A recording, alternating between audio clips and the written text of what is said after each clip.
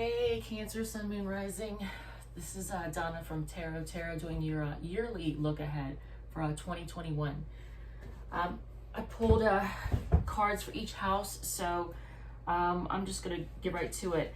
In the first house, it governs your physical body and how people see you. You have the Three of Cups, so it looks like people are going to be seeing you as happy, in a good mood, maybe thinking you party a little too much. But just in general, being in a good mood and having fun with others. Now, your second house, the only one I have, well, there's only two houses that I have a little bit of concern with. Your second house, which is your money, interestingly enough, it looks as if you might go through a rough patch.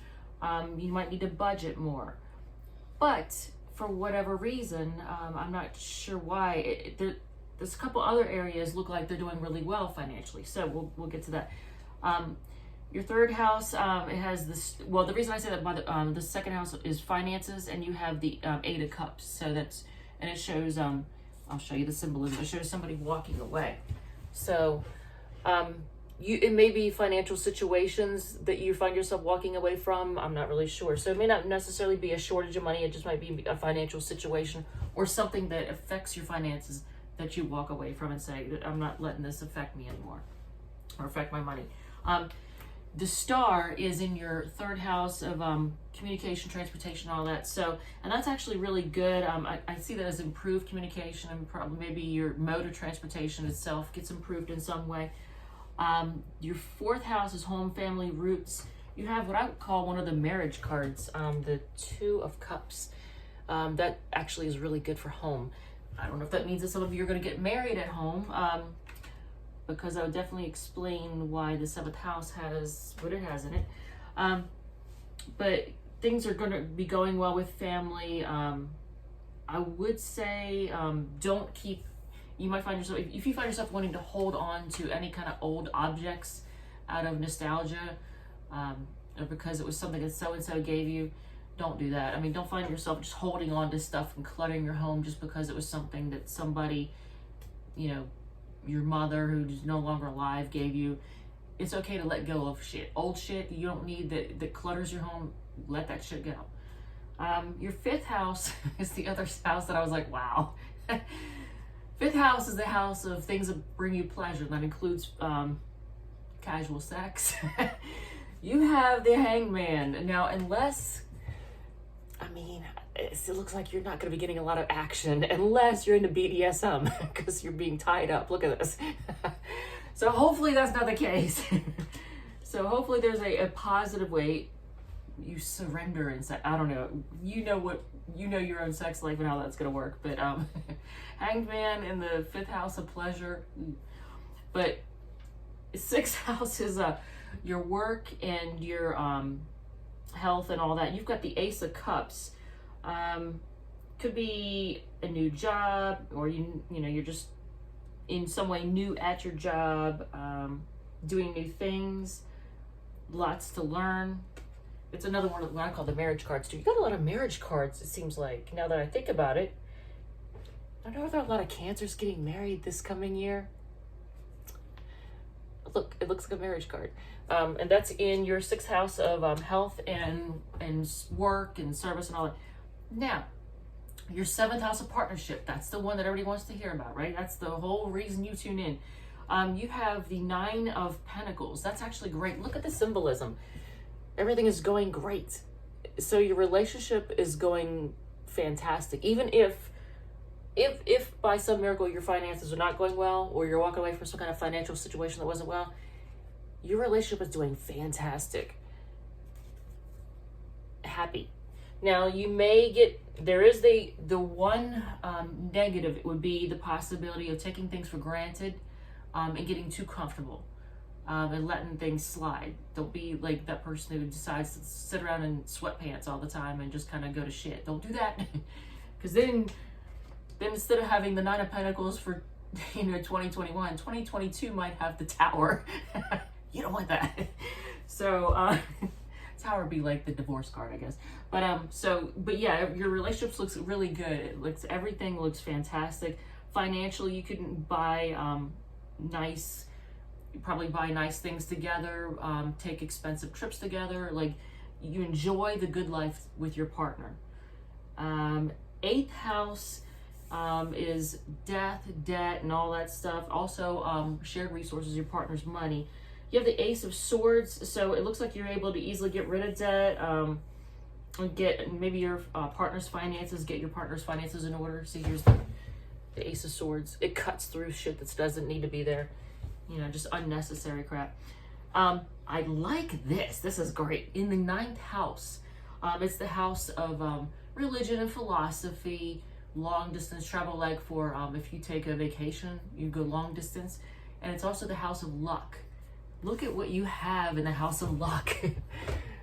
The Wheel of Fortune, that is great. So yeah, I would definitely take chances on things. Don't spend like tons and tons of money, but like feel free to take a chance on things, you know, because it looks like you have great luck, and just your philosophy, your religion, court cases are in your favor, because that's 9th house is court cases too. All that's in your favor. Your career and public image is your 10th house. That is, you've got the Emperor. So you or your bosses, somebody is going to be seen as kind of stubborn and traditional and doesn't want to think outside the box and doesn't want to do anything unless it's by the books. So here's Emperor, very traditional. You have, for your friends, groups, and associations, you've got the King of Cups. I mean, you're probably going to be emotionally fulfilled by your friendships and your groups and associations.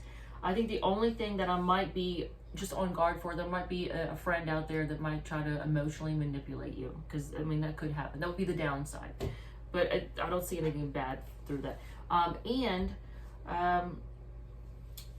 Your intuition is going to improve even more. You're going to be more intuitive, and you're probably going to work with your intuition in some way, because 12th house is the subconscious and intuition. And then here's 3 of Pentacles, and that's working together. So working with others.